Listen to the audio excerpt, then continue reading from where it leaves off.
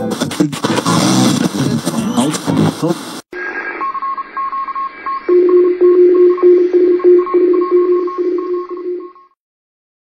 suis avec Michel pour le coup de cœur Luciole de la semaine. Salut Michel. Bonjour, alors aujourd'hui je vais vous parler d'un auteur, c'est Roberto Bolaño, c'est un auteur chilien.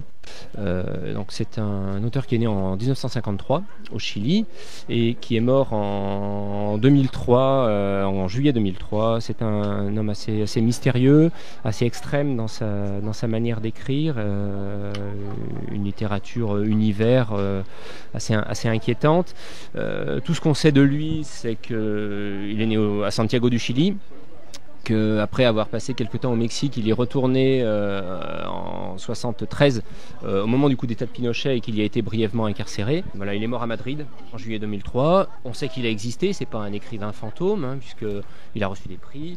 On a des photos de lui, il y a quelques interviews qui existent, il y a toute une généalogie, mais malgré tout ça, il reste très mystérieux, il y a très peu d'informations qui circulent, ou au contraire trop d'informations qui se contredisent, ce qui fait que on ne sait jamais tirer le vrai du faux de son existence.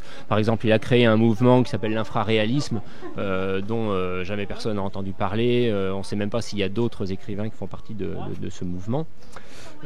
Enfin voilà, ces romans, ces nouvelles ou ces essais sont tous des objets assez inclassables, qui sont foisonnants, qui sont drôles, qui sont mystérieux, qui sont très violents aussi parfois. Ces histoires sont du pur magma littéraire, c'est même à la fois la source et le delta de la littérature. Parfois les nouvelles sont d'une brièveté incroyable, très peu de mots, très peu de phrases et il met dans une ambiance, ou alors des romans énormes de plus de 1000 pages qui noient le lecteur sous une masse d'informations. Par exemple, son recueil de nouvelles La littérature nazie en Amérique est une suite de biographies fictives d'écrivains sud-américains ayant eu des accointances ou des fascinations pour Adolf Hitler, pour les régimes nazis, pour les régimes fascistes. Le dernier texte de ce recueil raconte l'histoire, par exemple, d'un poète chilien, Ramirez Hoffman. Déjà, on a le nom sud-américain et allemand qui laisse supposer des antécédents nazis. C'est un poète surréaliste puisqu'il écrit ses poèmes dans le ciel avec la fumée de son avion. Ce poète est un assassin qui massacre des femmes. En fait, c'est pour aller au bout de sa théorie littéraire. Et comme si ce personnage n'avait pas eu assez de place dans la nouvelle La littérature nazie en Amérique, il le reprend comme personnage central d'un roman qui s'appelle L'Étoile distante. Le narrateur du livre, qui n'est pas Hoffman Ramirez, est fasciné et horrifié par les théories ultra-violentes et radicales de Hoffman. Il le pourchassera jusqu'en Europe en le pistant dans des fanzines de littérature d'extrême droite, quelque chose on ne sait même pas si ça existe. Peut-être qu'il a tout inventé, peut-être que c'est extrêmement documenté, on n'en sait absolument pas. Ces autres recueils de nouvelles, que ce soit Des putains meurtrières ou Le gaucho insupportable par exemple, sont tout aussi jouissifs à lire. Jouissif et féroce, avait dit un critique, et c'est bien de cela qu'il s'agit. Bolaño est désespéré par la violence et la cruauté du monde, et sa plume transforme ce cirque macabre en scène d'une puissance et d'une risibilité, je ne sais pas si on dit, dans des scènes puissantes et risibles.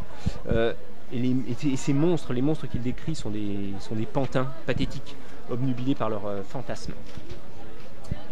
Dans son ultime roman, 2166, qui est une énorme chose de plus de 1000 pages, Bolaño sublime toute son œuvre passée en mettant en scène un mystérieux écrivain allemand, né à la chute de l'Empire austro-hongrois, élevé par un père qui ne jurait que par l'Empire, mais qui lui-même n'a aucun amour ni pour l'Allemagne de la première partie du XXe siècle, ni pour l'Allemagne nazie d'ailleurs.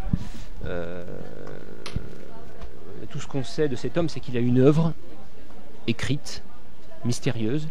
On ne l'a jamais vu. On sait qu'il a disparu au Mexique.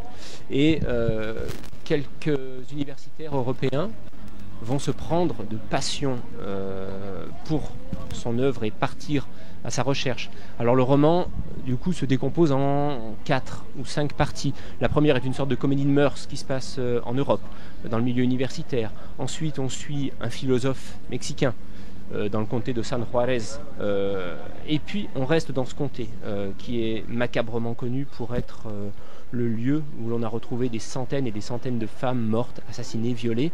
Et Bolaño nous fait une description terrifiante, glaciale, des rapports d'autopsie de plusieurs dizaines de ces femmes. Et malgré cela, le roman reste drôle, il reste humain, il arrive à sortir des perles d'humanité de ce livre.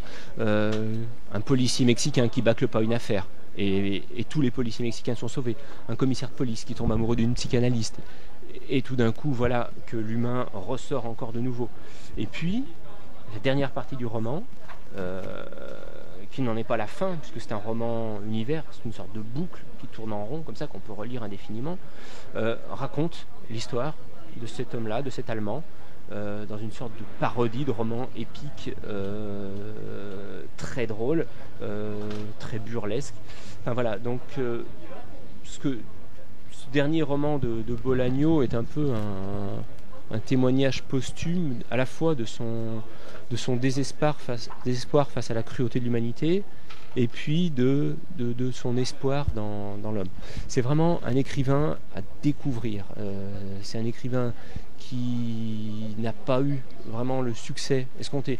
Je pense que c'est le genre d'auteur qui restera, on se refilera le nom de Bolaño, je pense, encore dans 50 ans, dans les milieux littéraires.